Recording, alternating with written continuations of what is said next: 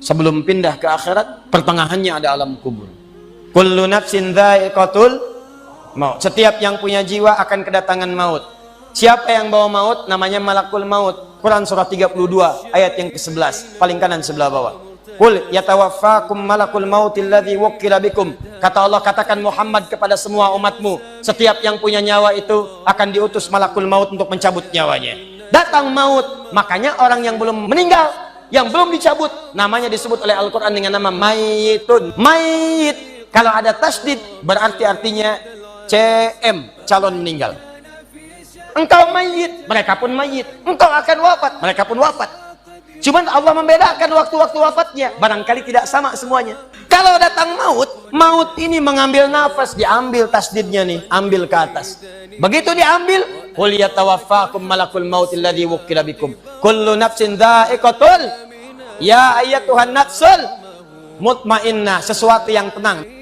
Mayitun, masih ada nyawa, diambil malakul maut jadi mayitun. Begitu pindah alam kubur, datang malakul maut, dicabut nyawanya, maka diwafatkan, ditinggalkan dunia ini. Maka orang mengatakan telah meninggal dunia. Artinya apa? Ditinggalkan dunianya. Lihat sini, fokus. Karena alam kubur beda sifatnya dengan dunia, lain tempatnya, lain keadaannya, maka lain pula bekalnya.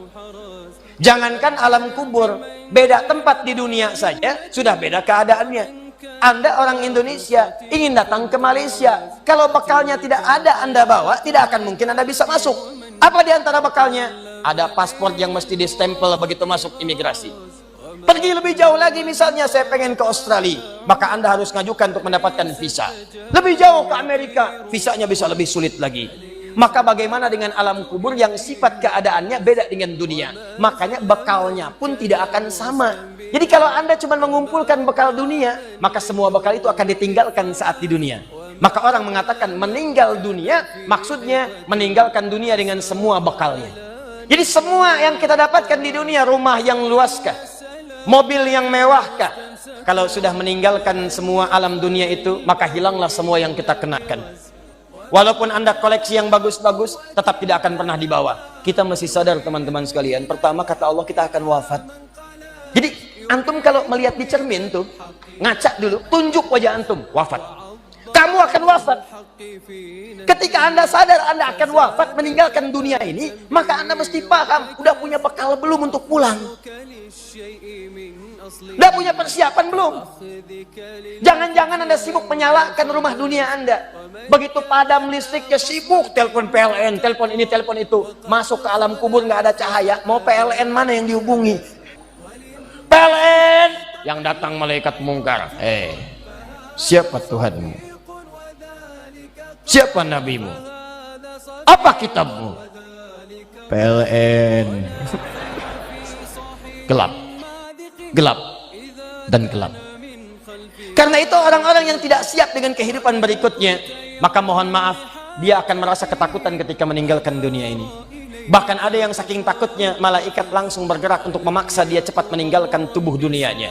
Muncul Quran surah ke-8 ayat ke-50. Kata malaikat, kamu ini susah banget pulangnya, maka dipukulin oleh malaikat. Pukul, pukul, pukul, pukul. Teman-teman, karena alam kubur itu bekalnya bukan bekal dunia, maka Anda tidak akan pernah bisa membawa cahaya dunia ke alam kubur. Maka saya ajak Anda pada malam hari ini, coba ayo kita berubah. Tolong pikir baik-baik, tidak akan ada yang abadi. Dan besok pun belum tentu hidup.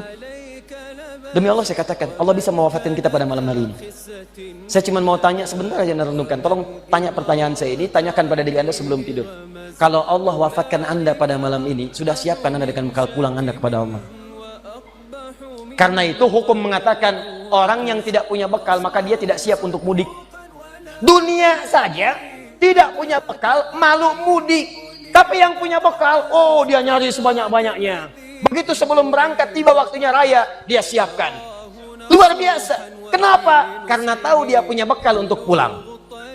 Jadi kalau dunia saja punya sifat mudik, maka akhirat pun demikian. Orang-orang yang punya petaknya cuma dunia saja, maka selesai hidupnya di sini.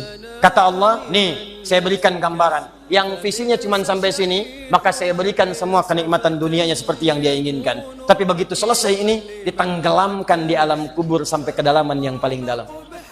الثياب طمل ومن رمى حسن الثياب درس ومن رمى حسن الثياب درس ومن غارس المر في